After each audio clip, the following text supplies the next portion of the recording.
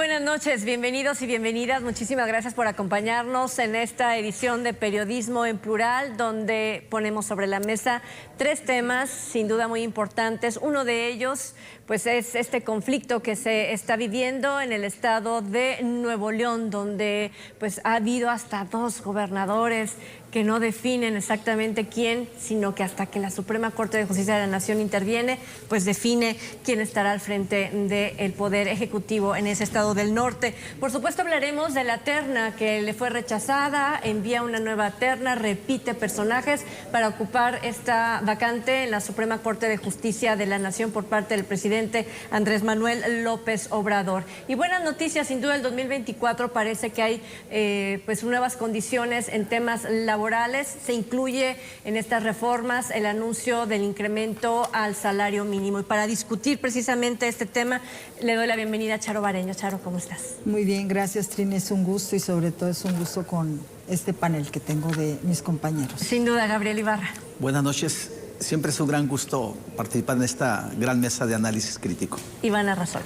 Hola, buenas noches. Ya cerrando el año, pues con una mesa de lujo. Así es, Gabriel Torres. Muy buenas noches y buenas noches al auditorio. Charo, vamos a comenzar. ¿Qué fue lo que sucedió desde el pasado viernes? Que sin duda viene no con tiempo atrás, pero creo que el problema en Nuevo León se presentó justo el pasado viernes a altas horas de la madrugada. Ya del sábado continuaba todavía la discusión, elementos de seguridad apostados adentro del Palacio de Gobierno en Nuevo León. ¿Qué pasó?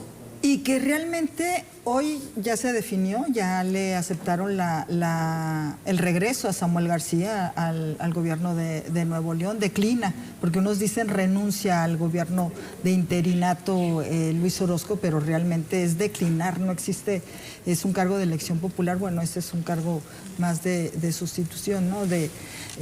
Sin embargo, aquí lo que yo veo es un error y más que todo entercarse de Samuel García en que él decía, bueno, lo que está determinando la Suprema Corte es que no hay necesidad de que yo avise al Congreso del Estado para mi regreso, y realmente sí tenía que avisar de que tenía que regresar, que regresaba y que renunciaba a la licencia, a la precandidatura, ¿no? Y a la precandidatura, pero más que todo a la licencia a partir del 2 de diciembre hasta junio. Esa es una. A mí, yo lo que veo es un abuso en la judicialización de los procesos, donde ya interviene la Suprema Corte. A mí, a lo mejor mis compañeros estarán en desacuerdo, a mí se me hace la intervención de la Suprema, obviamente tenía que determinar, donde dice que debería de quedarse el gobernador interino. O más bien que el Congreso del Estado determina al gobernador interino, y es cierto, el Congreso del Estado determina quién sustituye al gobernador que solicita licencia. Estos son los procesos, y de acuerdo a la Constitución y de acuerdo a la Constitución del Estado de Nuevo León, como sucede ya en otros estados, ¿no? A mí, la figura de Samuel García cometió varios errores, cometió excesos.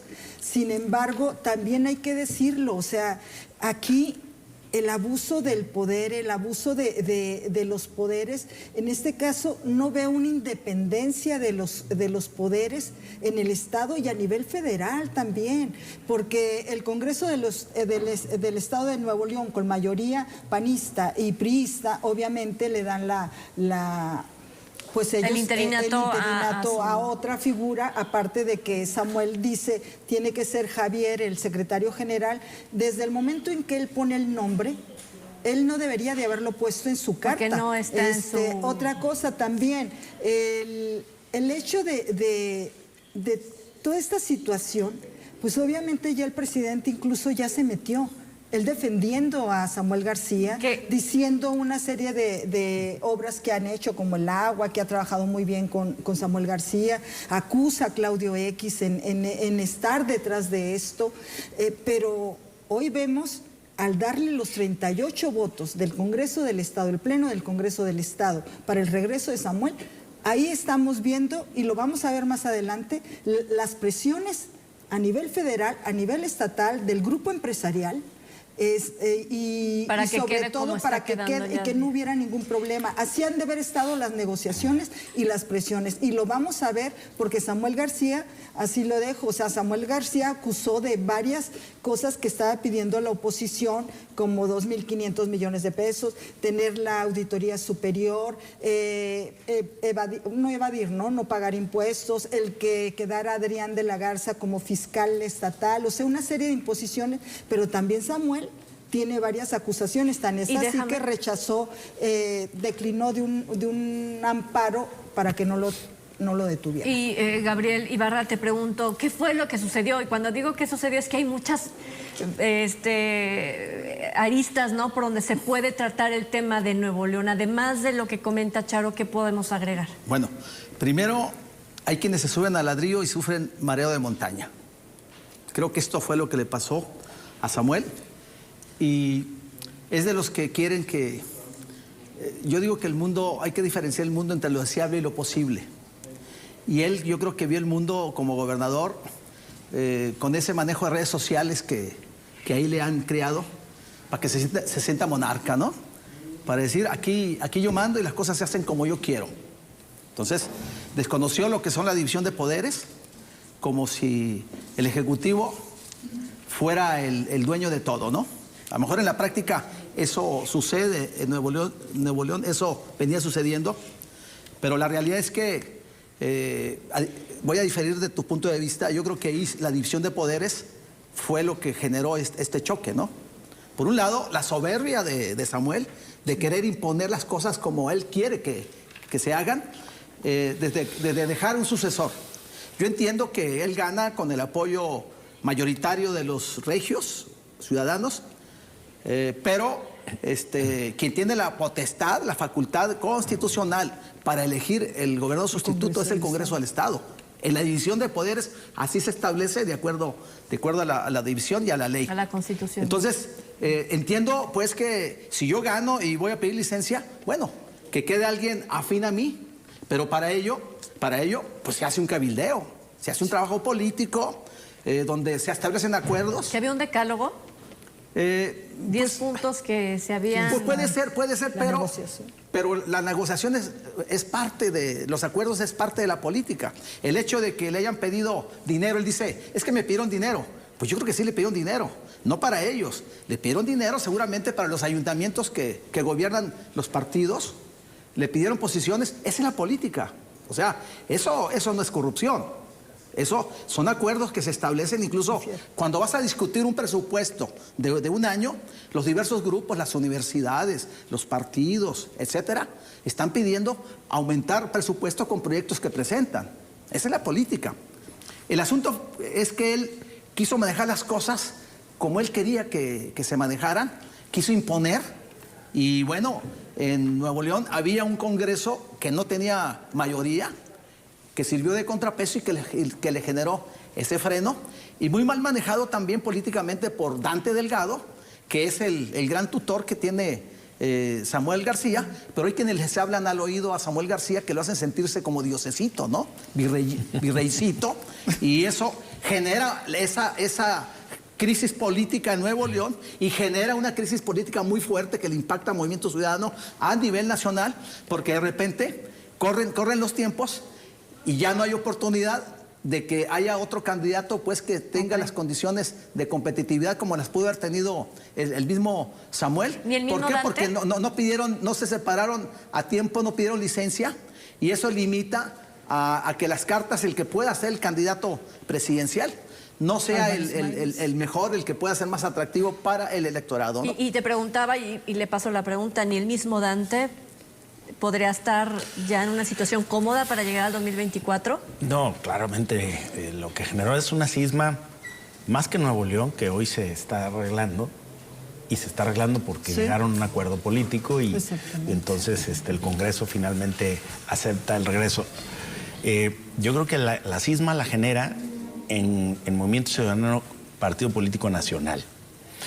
Y las lecciones son, primero, que Dante en algún momento pensó que tenía, digamos, la suficiente incidencia sobre Samuel para que fuera su candidato a cualquier costo.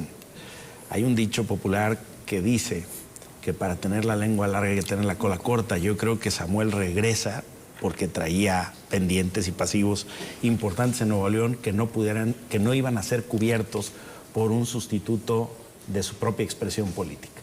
Y yo creo que eso, porque no hay otra manera. O sea, ¿por qué dejas una candidatura presidencial cuando había miles de millones invertidos en publicidad ya?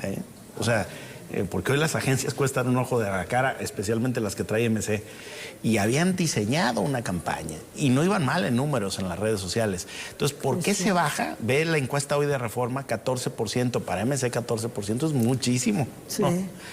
No iba mal. ¿Por qué se baja? Porque yo creo que en el costo-beneficio, su costo de dejar Nuevo León en manos de un gobernador interino que no era de su expresión por los pasivos de rendición de cuentas que debe traer, son muy grandes. Ahora bien, yo opino, o mi punto de vista es que la Corte no está judicializando la política, ¿no? Lo que pasa es que aún los cargos políticos se sustituyen bajo procedimientos establecidos en las leyes y no es una anarquía esto, ¿no? Y en todos los congresos de todos los estados, de los 32 estados que conforman la Federación Mexicana, cuando alguien, el gobernador constitucional, mete una licencia o una renuncia, corresponde al Congreso nombrar el interino. Pero eso es desde toda la vida. Sí, recordemos en el periodo de Salinas cuando alguna de las elecciones en Guanajuato y es una mayoría del PRI que designa al primer gobernador interino del PAN, que fue Carlos Medina Plasencia. Bueno, eso ha pasado en todos los estados porque efectivamente cuando el gobernador que tiene constitucionalmente el derecho de gobernar decide, como decidió Samuel, irse, pues corresponde al Congreso. Lo que él quería era dejar a Chaleco, una persona que le cuidara las espaldas ahí e irse a la presidencia. Y eso fue lo que no se pudo. Y luego entonces lo trata de imponer, se mete una controversia y la Corte resuelve y dice, no. A ver, la facultad corresponde al Congreso. ¿Quién va a ser? Pues no lo decide la Corte, lo decide el Congreso. Pero si el Congreso ya decidió, pues ese es porque corresponde al Congreso.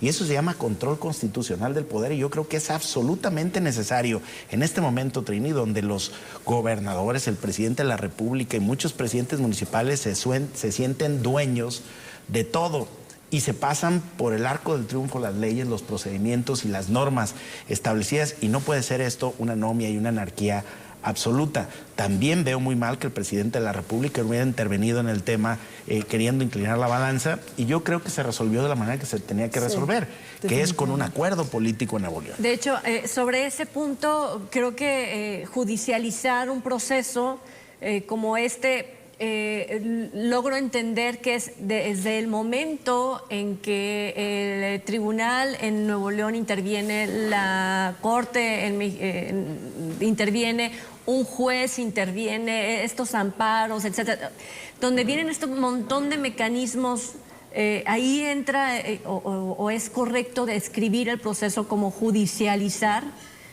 lo que vimos en Nuevo León.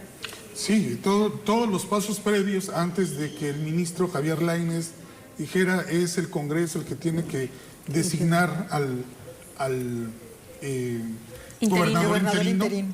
Fueron un juego de estrategias, de fuerzas. ¿Quiénes estuvieron? Estuvieron tribunales de todo tipo, de todo índole.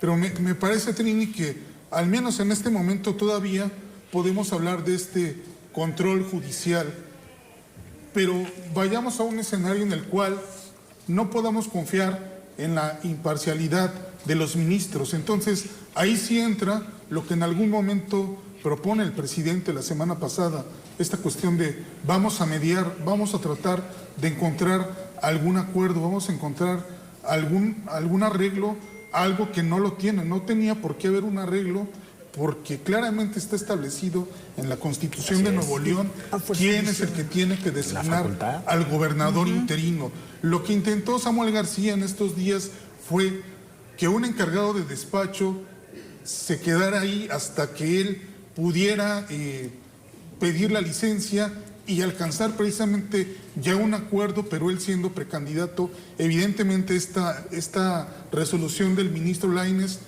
puso las cosas en claro y le dijo, de ninguna manera, si tú te vas a la precampaña, hay una persona que va a ser gobernador interino durante 6 meses y evidentemente pues es ese temor, lo que el gobernador Samuel García pudiera tener, iba a salir a la luz. Ahora, ¿qué es lo que ocurre? Pues bueno, MC está en un estado de orfandad, no tiene en este momento candidatos, porque todos los nombres que se mencionen, Dante Delgado, Enrique Alfaro, Álvarez Maínez, Patricia Mercado, todos ostentan un cargo, en este caso como legisladores, y no cumplen con el requisito constitucional de separarse 6 meses antes del cargo, entonces no están habilitados. Mariana García tampoco puede ser, Mariana Rodríguez, la esposa de Samuel García, tampoco puede ser candidata a la presidencia porque no cumple con el requisito de tener 35 años cumplidos para postularse a la candidatura. ¿Cuál es la única opción que les queda? Marcelo Ebrard. Tienen que irlo a buscar, tienen que ver de qué manera podrían convencerlo, si no me parece que va a ser un grave problema. Aunque él ya haya dicho que se queda en Morena. Aunque él haya dicho que se queda en Morena, quién sabe, ¿no? Todo puede ocurrir, pero él sí está habilitado en este momento para ser precandidato. ¿Cómo se garantiza después de esa experiencia, Iván, que no vuelva a suceder esto, de andar paseando a un interino por juzgados, por cortes, etcétera? Solamente un poder judicial imparcial, independiente, pueden garantizar que no se termine imponiendo la voluntad política, Trin. No hay de otra. Porque no lo podemos esperar. Dos cosas quiero precisar y tengo mis dudas. Yo creo que los del legislativo sí pueden contender, los que no pueden contender son los funcionarios del Ejecutivo. Creo que la Constitución General de la República te limita si eres del Ejecutivo, pero el Legislativo creo que no te limita. Y por otro lado, habría que revisarlo. Creo que Dante sí podría, Álvarez Maínez sí podría, Patricia Mercado sí podría. El que no podría sería Enrique Alfaro. Que ya declaró, oye. Él no podría. Porque se tendría que y respecto a lo de la Corte, lo que pasa es que sí hubo mucho cabildeo para que se metieran otros personajes y generaran lo que Samuel quería. Pero la Corte yo creo que hizo lo que tenía que hacer. Es correcto. En el momento que correspondía, dio el manotazo y las cosas se hacen así, dice. Porque un juez de distrito laboral, efectivamente, concedió un amparo. Entonces ya cuando interviene la Corte, pues ¿qué está pasando? Y da el golpe y pone orden. Como debe ser en un país pues de división de poderes. Como lo había puesto ya en Baja California. Recuerda que también había resuelto un problema local similar, aquel que se quería quedar más tiempo, ¿te acuerdas? Alargar su proceso de... Sí. Entonces la Corte creo que actuó correctamente y actuó inmediatamente porque lo hizo 2 o 3 horas después que ese juez de distrito laboral, que tenía que meterse un juez de distrito laboral en el tema. La Corte dice, orden señores. Las cosas así son.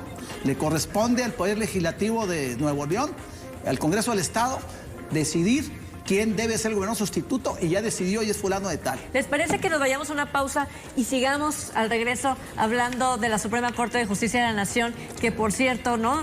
Hay un espacio ahí por ocuparse. La pausa, regresamos.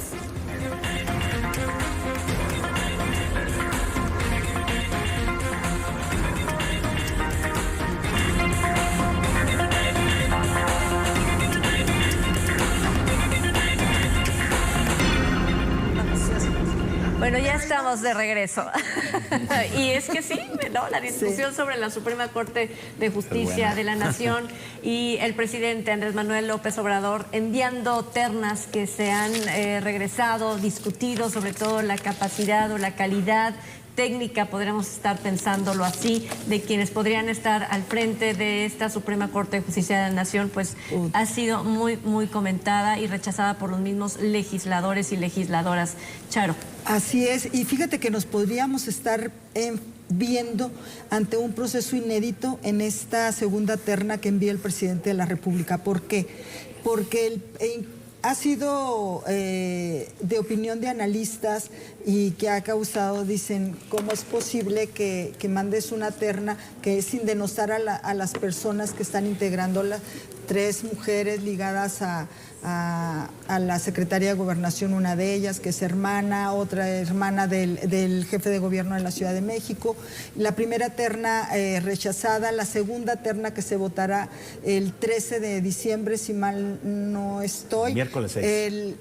sobre todo porque tiene que estar la comparecencia de la última y tiene que haber 24 horas de difusión, de publicidad del dictamen. Por eso unos hablan del 13, a lo mejor puede ser en esa semana porque el Senado sesiona martes y jueves. Pudiera ser este jueves si se cumple lo de la comparecencia y lo de la publicidad de 24 horas del dictamen. Pero a lo que voy es a esto, si en un momento dado que para allá va, que el Senado de la República rechace esta segunda terna que nomás se está integrando una persona más, Cruz Reyes, si no me mal recuerdo. Mujeres, son 3 mujeres, pero repite 2 de la primera, Berta Alcalde y Heréndira Cruz Villegas. Ajá, es la tercera. Pero si la rechaza, ya el presidente de la República puede designar de esa terna, puede designar a la ministra que va a sustituir al Arturo Saldívar, que es el que sale, ¿no? Que ya está integrado totalmente, incluso al proyecto de Nación. Hoy lo presentan junto con una serie de personajes de Claudia Sheinbaum, del equipo de Claudia Sheinbaum. Pero este sería si el presidente lo hace, si designa a la ministra, así si rechaza el Senado esta segunda terna, sería la primera ocasión. Es un momento inédito en el país en este tipo de nombramientos. Solamente se han dado 4 nombramientos así de ministros, pero sacados de la segunda lista, es decir, de la segunda terna, que han llegado a segunda terna para elegir a ministros y lo han hecho el propio Senado de la República, pero en este caso sería por primera vez el presidente de la República y pues esto sí sería inédito, ¿no? Iván. Bien, bueno, primero quiero hacer una precisión. El artículo 82 de la Constitución señala que, bueno, los cargos que deben de separarse 6 meses antes son los secretarios de Estado, los gobernadores y el fiscal general de la República. En ese sentido, si los legisladores están habilitados para poder separar. Entonces, podría haber dentro de estos nombres de Dante Delgado, de Patricia Mercada, Álvarez Maínez, que es un posible candidato. Se estuvo muy cerca en el envío de la primera terna de llegar a un iba a decir veredicto, pero llegar a una decisión. Se necesitan 76 votos para que una de las personas de la terna pueda ser elegida como ministra de la Corte. Berta Alcalde obtuvo 68, fue la que se quedó más cerca. Las otras 2 candidatas obtuvieron 2 y 3 votos respectivamente, lo cual de alguna forma indica o da indicios de que podría darse un acuerdo en esta segunda terna donde únicamente varía un solo nombre. Y creo que sería un mensaje importante el poder alcanzar algún tipo de acuerdo político dentro del Senado, el hecho de que a partir de esta segunda terna, Trini, se puede escoger a la que va a reemplazar a Arturo Saldívar. ¿Por qué? Porque si no, de otra manera, me parece que sí se manda un mensaje de que es la imposición, es la falta de negociación lo que se está imponiendo en estos días, ¿no? De ahí que me parece es muy importante lo que se va a discutir. Además, Berta Alcalde, de las 3 nominadas, lo hizo bastante bien, de tal forma que por ahí podría haber un consenso, aunque bueno, lo que se cuestiona no es la trayectoria de estas 3 mujeres que pues las sino la relación que tienen los funcionarios y la cercanía, ¿no? Y que eso, por ejemplo, ante asuntos como lo que se discutió en Nuevo León, es indispensable que se tengan pues ministras y ministros independientes, ¿no? Que no obedezcan a algún otro tipo de interés más allá de la ley. Bueno, el artículo 96 de la Constitución es el que regula todo este tema y dice ahí que la elección es por 2/3 partes, que la intervención en la configuración de ese tercer poder, que es el Poder Judicial, intervienen 2 poderes, el Ejecutivo y el Legislativo a través del Senado. Entonces, efectivamente se proponen, ahí establece 3 etapas posibles. Se manda una terna, si ninguno de los 3 que van propuestos ahí les gusta, el presidente tiene que integrar otra terna, con algún cambio al menos, y si no, entonces sí llegamos al escenario inédito que ya se mencionó aquí, en donde el presidente tiene la facultad de designar ya al ministro de la Corte de uno de los 3 nombres propuestos en la segunda terna. Ese escenario no se ha dado en la historia política de México, y yo creo que efectivamente lo deseable sería que el espíritu de la Constitución establece que la designación es por 2/3 partes para que se logren acuerdos entre las diferentes expresiones políticas representadas en el Senado. Que una sola expresión política terminara quedándose o en la capacidad de decidir quién es el ministro o la ministra, pues yo creo que le resta legitimidad. No obstante, es legal, absolutamente legal, porque así lo dice el 96 de la Constitución. Pero también yo creo que en esto no hay que rasgarse de más las vestiduras. El que se va, pues ya coqueteaba con Morena, por eso se va, ¿no?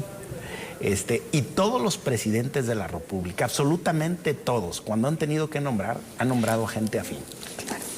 No incondicionales necesariamente, pero sí afines. Y en la época del PRI eran todos del PRI. O sea, digo, también para no decir que esto se estaría pasando la primera vez, no. Y además es uno de todos los lugares que hay ahí. Ya de todos ese ministro, el que se va, ya estaba votando prácticamente con el presidente en muchos temas. No todos, pero buena parte. Ahora, una vez que estás ahí, estás nombrado por 15 años. Tampoco es que haya garantías de que alguien le puede tener la correa puesta a un ministro de la Corte por el nivel de independencia, porque el cargo es por 15 y porque estás integrando el máximo órgano de poder cuando llegas, de un cambias. poder. Claro, o sea, no está sencillo. Te sientas en la silla. Que lo van a tener ahí. Ahora, sí creo que lo deseables deseable sería un acuerdo entre el Senado y el Ejecutivo. Es decir, ahora, que va a ser alguien afín al presidente, mucho, poquito o la mitad. Eso siempre ha sido así. Trump en Estados Unidos, que es una democracia muy consolidada, metió los últimos vacantes. ¿Pero qué le puede dar a López Obrador? Nomás negociaba con el Senado. Yo creo que aquí lo importante es que el presidente tenga la sensibilidad de llegar a un acuerdo con el Senado y no hacer uso del último recurso establecido en el 96, que es designar unilateralmente, aunque es legal, pues sí manda un mensaje, digamos, de incapacidad para ponerse de acuerdo con la Cámara Alta del Poder Legislativo, cosa que en democracia no es deseable. Aquí el tema es, en este último año que le queda poco menos al presidente Andrés Manuel López Obrador, ¿qué le va a dar justo esta nueva conformación de la Suprema Corte de Justicia de la Nación, Gabriel? Pues, ¿qué le va a dar? Pues la satisfacción de que yo tengo el poder, ¿no? Y porque puedo, lo voy a hacer. O sea, es lo único, el ego, la vanidad de que yo puedo y lo designo. Pero como dice mi tocayo, estoy completamente de acuerdo. Sucesos más negros se han registrado en la Suprema Corte de Justicia o en la relación del Ejecutivo con la Suprema Corte de Justicia. Simplemente recordemos Ernesto Zedillo Ponce de León. Él cuando llega, a todos, prácticamente a todos, lo saca. Haz de cuenta, son los militares, llego y se me van todos, ¿no? Digo, no fue así. No fue así, pero prácticamente con ese poder que llega, cambia completamente creo que el 95% de los ministros de la Suprema Corte, eran 21, se reforma la ley, eran 21, y él decide, pues, los perfiles y todo, con ese poder que tenía de mayoría absoluta, le permitió hacer esos cambios. O sea, fue mucho mayor a lo que ha hecho López Obrador actualmente.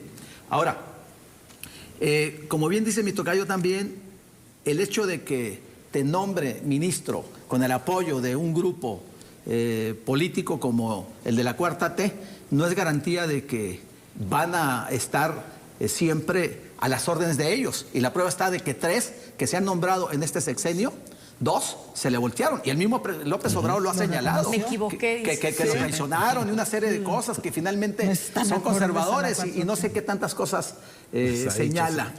En este escenario, ¿cómo lo visualizo yo? Ya lo explicó muy bien Iván, mi tocayo y Cherito.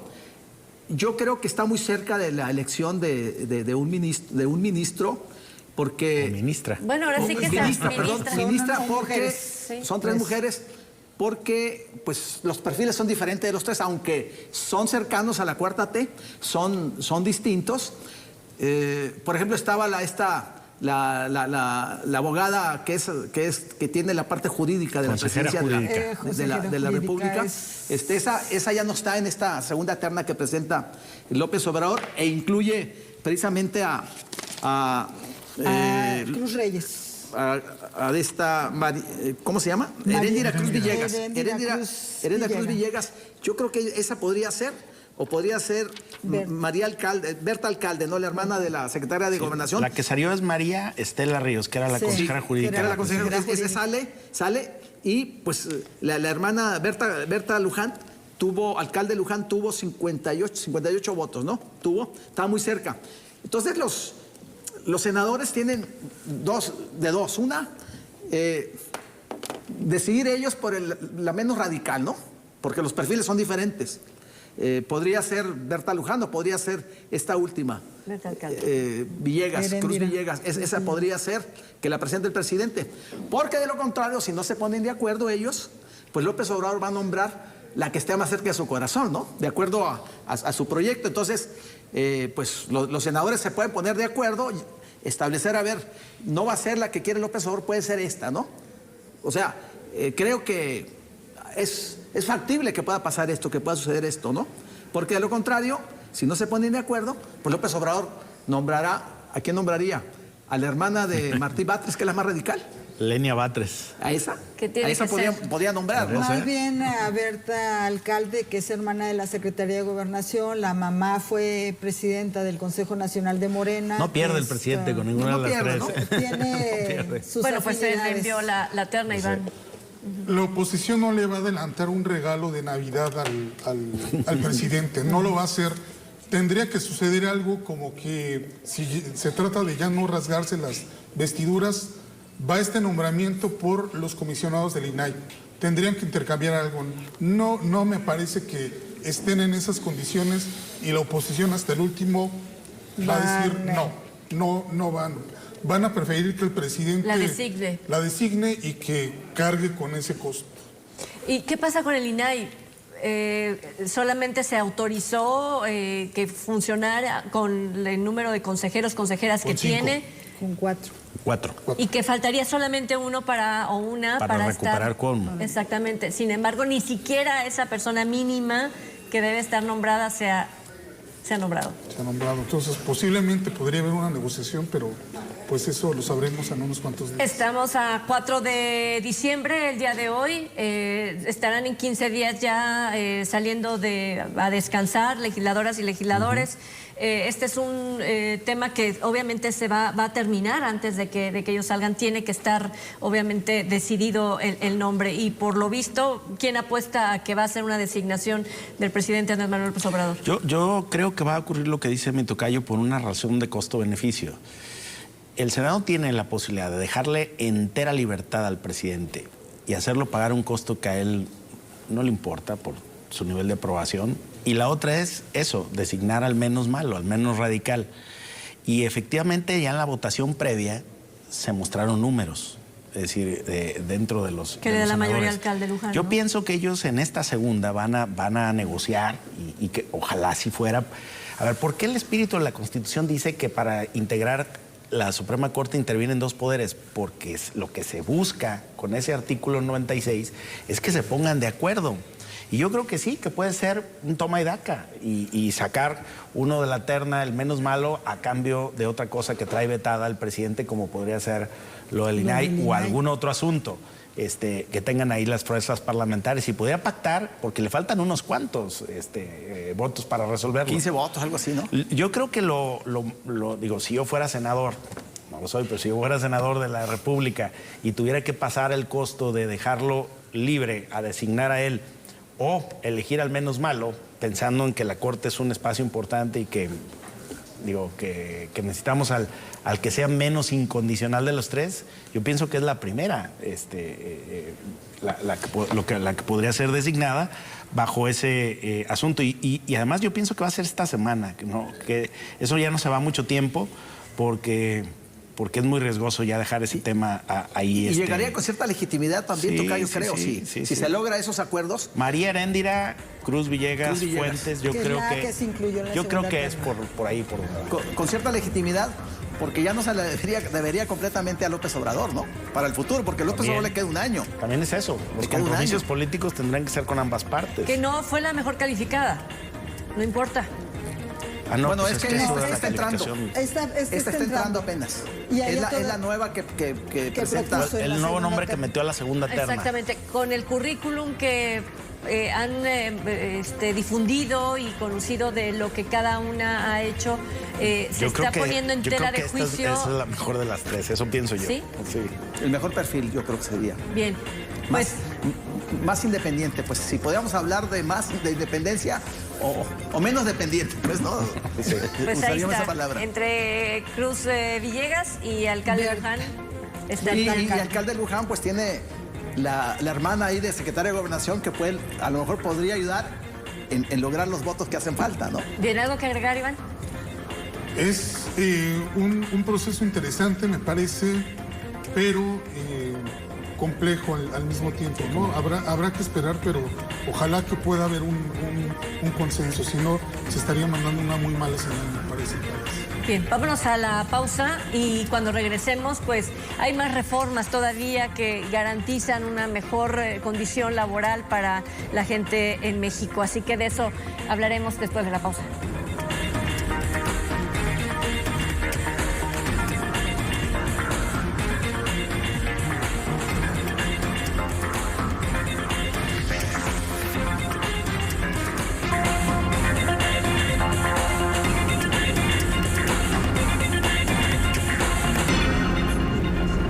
Bueno, ya estamos de regreso. Muchísimas gracias por continuar en Periodismo en Plural. Decretos, modificaciones a las leyes laborales son lo que se está dando a conocer y que seguramente, bueno, en el 2024 estaremos dando cuenta. A partir del 1 de diciembre entra este beneficio, hablando de prestaciones a través de recursos económicos, de especie, para quienes están dentro del comercio formal o dentro del trabajo formal en México. Horas, el recorte de horas en una jornada laboral, hablando de semanas, y por supuesto el esperadísimo incremento salarial para el próximo año para la clase trabajadora.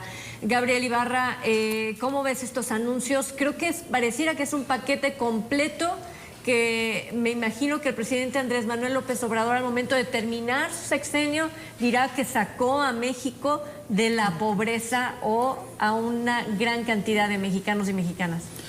Bueno, puede servir para la narrativa, pero también hay que verlo en el contexto del sexenio, ¿no? De las reformas laborales que se han impulsado. No podríamos separar a estas reformas, estas propuestas de reforma, porque todavía no están aprobadas. La de las 48 horas reducir a 40 todavía no está aprobada. Entró a la Cámara de Diputados, está en comisión, pero sería hasta enero, seguramente hasta enero, que se apruebe. Yo veo complicado que en estos próximos días se dé esa aprobación, porque pues ya traen una serie de temas también, y se ha pedido pues que se discuta más esta reforma, pues que ha sido muy bien visto por un sector, pero con temor por los empresarios, porque consideran pues que se le está cargando más a ellos el hecho de que pues son los empresarios los que van a pagar el costo que esto significa. ¿Por qué? Porque se va a requerir que contraten más gente para cubrir esas 8 horas que le quitarías a la semana, que reducirías a la semana. México está muy criticado por la productividad, Gabriel. El argumento que manejan los empresarios es que la carga es para ellos y que el gobierno poco aporta. ¿En qué sentido? Pues que redujeran un poco lo del impuesto sobre la renta. Ese tipo de aspectos es lo que plantean, ¿no? Que se haga una revisión más amplia, porque pues también el hecho es que hay una gran porcentaje de trabajadores que están en la informalidad, que no pagan impuestos. Entonces, ahí también eso pues se tiene que revisar, porque pues también que se le cargue todo a un sector y otro pues que no lo hace, que no aporta impuestos, Yo creo que hay algo de razón en ese sentido, pero yo creo que finalmente la reforma laboral que ha impulsado este gobierno creo que es positiva, empezando cómo ha impactado el salario mínimo, porque la verdad era una caricatura lo que se recibía de salario mínimo. Hoy, con este nuevo incremento, son casi 270 pesos en la ciudad, y en la frontera son más de 350 pesos, ¿no? O sea, antes pues, ¿cuánto sería? Serían 90 pesos el salario mínimo si siguiera el mismo esquema de otros gobiernos. Entonces creo que ahí ha sido importante esa reforma. También ha sido importante la reforma, lo que se ha dado en la vida interna de los sindicatos, que impacta la democratización de los sindicatos, ¿no? Esta libertad de que tú puedas moverte o puedas, como trabajador, preferir quién te puede representar. De todos estos espacios, ¿no?, donde se está dibujando un nuevo ambiente laboral, están, bueno, las horas que ya lo mencionabas, mi querido Gabriel, está el salario mínimo, 20% será para el próximo año, ¿no? Que no va a ser directo a lo que ya se percibe, sino sobre el salario mínimo. Ya cada patrón parece que el incremento será en términos reales del 6%, digo, para que quienes nos escuchan, pues a lo mejor no esté haciendo una cuenta directa del 20 sobre su salario, algo así. Y la otra es esta nueva forma de tratar el trabajo independiente, o aquel que le llaman el freelance, ¿no? Que avanzan en los años y no tienen esta protección social de la que puede tener quien sí está en otro aspecto o contratado de otra forma. ¿Qué rescatas de todo esto, Gabriel Torres? Mira, yo creo que en el mundo se ha venido demostrando que dedicarle más horas al trabajo no necesariamente es producir más. Yo creo que la actual jornada laboral data de la Constitución de 1917 y nunca se ha modificado. Y lo que el objeto de la propuesta, que por cierto no es nueva, ya se ha intentado antes, ya se ha presentado por otros partidos. Es decir, esta es la vez que ha llegado más lejos.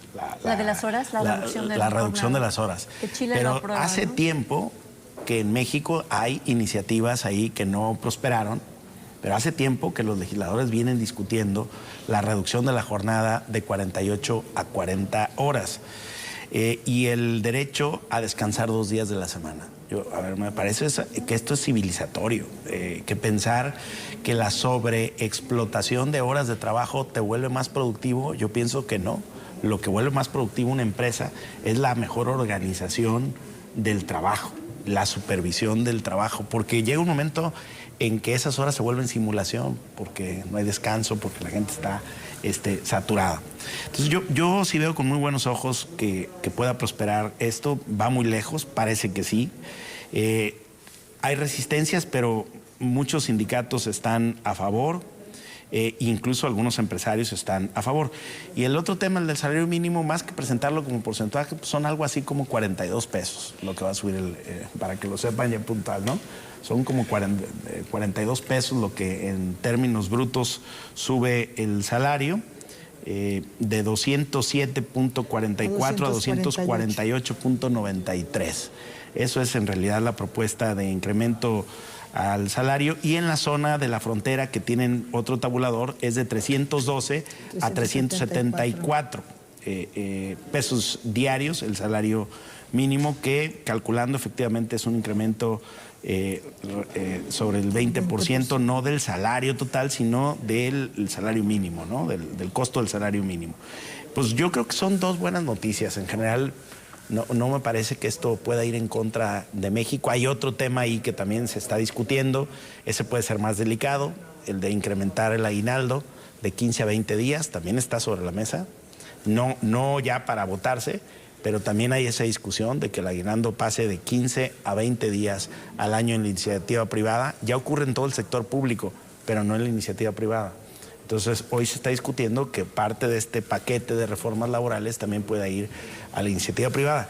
Porque también hay que asumir que si los trabajadores tienen una mejor vida, las empresas también pueden ser más eficientes. Es decir, yo no creo que la eficiencia de una empresa ni la rentabilidad tenga que estar cargada en el tipo de vida que llevan sus trabajadores. Me parece bastante injusto eso. En algún foro estábamos compartiendo con otros compañeros y decía, yo sí veo que en 5 años vamos a estar mejor, porque si yo tengo 2 o hasta 3 trabajos, sé que voy a lograr mi objetivo económico. Entonces, esa percepción, ¿no?, de trabaja más para tener o cumplir económicamente lo que tienes, está en el colectivo de las y los mexicanos, Iván. Es como una forma natural de verlo. Bueno, en Estados Unidos es así, ¿no? Porque se paga a la hora. Pero en México no. En México son jornadas, por eso es la discusión sobre la jornada. Que podrían ser 7 horas al día más, recuperar las otras 5 que faltan en sábado. Entonces, sería fabuloso una jornada de 7 horas donde tuvieras tú más tiempo o si ocupas otras horas que te las paguen. Exactamente. O sea, tu jornada es de 40, ocupas otras 8 horas que te las paguen. Exacto. Iván. Pues seguramente eso mejoraría la calidad de vida.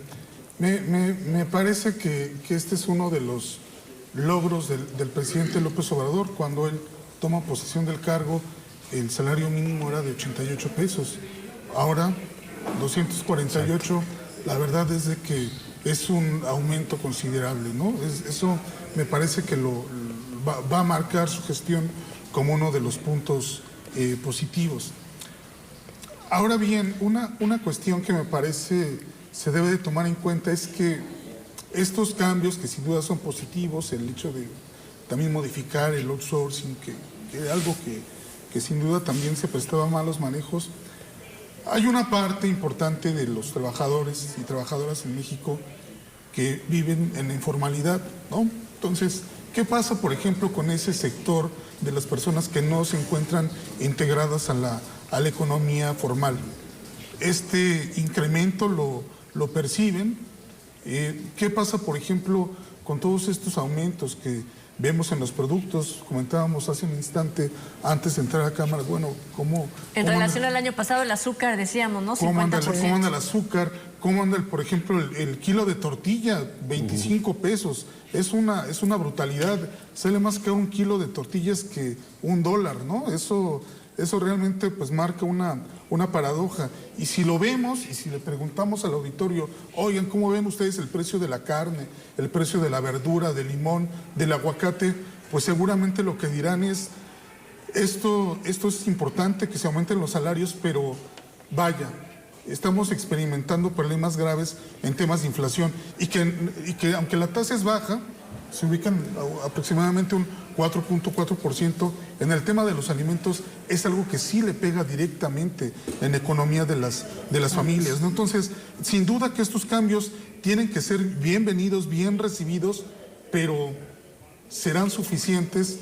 Me parece que ahí hay una pregunta que se abre. Ahora, hay una protección al sistema financiero de créditos hipotecarios, etcétera. Me refiero a que en algún momento se crearon los sumas para sacar el salario mínimo, para justo hacer las evaluaciones o los cálculos respecto a un crédito.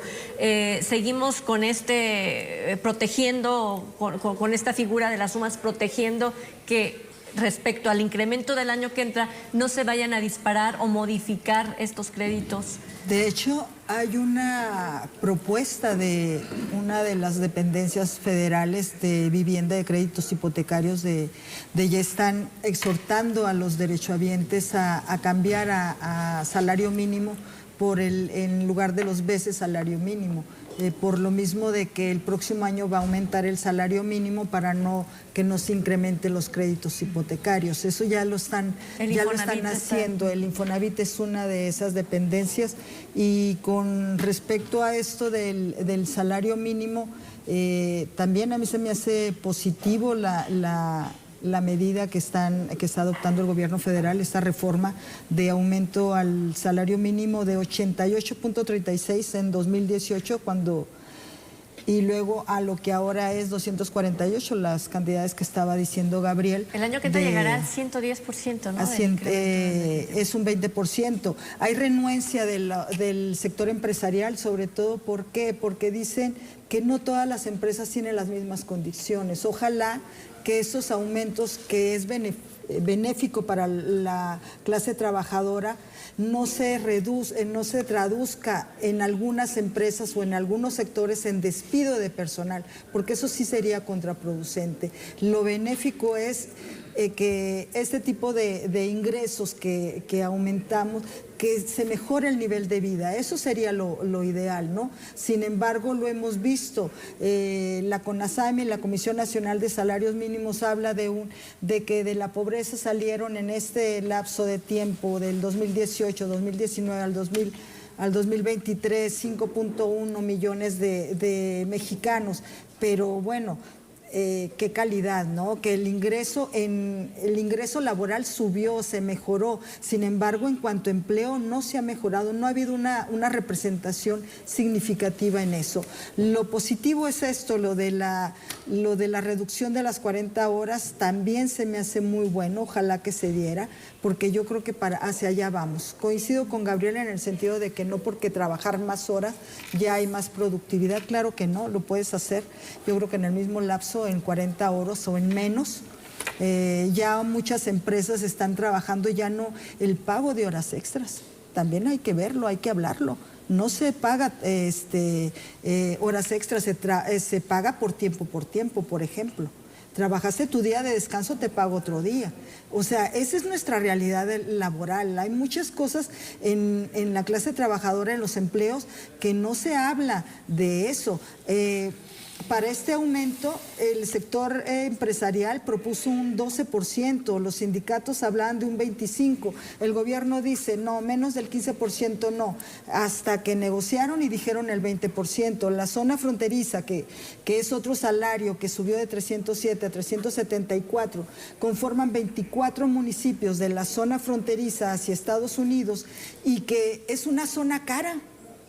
O sea, ahí es una zona cara, los alimentos, lo que hablaba Iván, coincido totalmente con él, en cuanto a que sí te aumenta el salario y qué bueno, pero los alimentos están subiendo. Hay algunos que, como lo comentaba previo al programa que iniciamos el programa, que bajaron, o sea, hay ciertas circunstancias para que haya bajado, ¿no? Pues eso lo veremos justo en el comportamiento del próximo año 2024 y desde la producción de Periodismo en Plural. A ustedes les agradezco muchísimo la compañía durante este año. Gabriel, muchísimas gracias. Charo, por supuesto, Iván, Gabriel Torres, porque será nuestro penúltimo programa del año y por supuesto estaremos también agradeciendo a quienes conforman esta mesa, pero que ahora no están aquí, que nos dará mucho gusto también desearles las mejores fiestas y el excelente descanso que se merecen.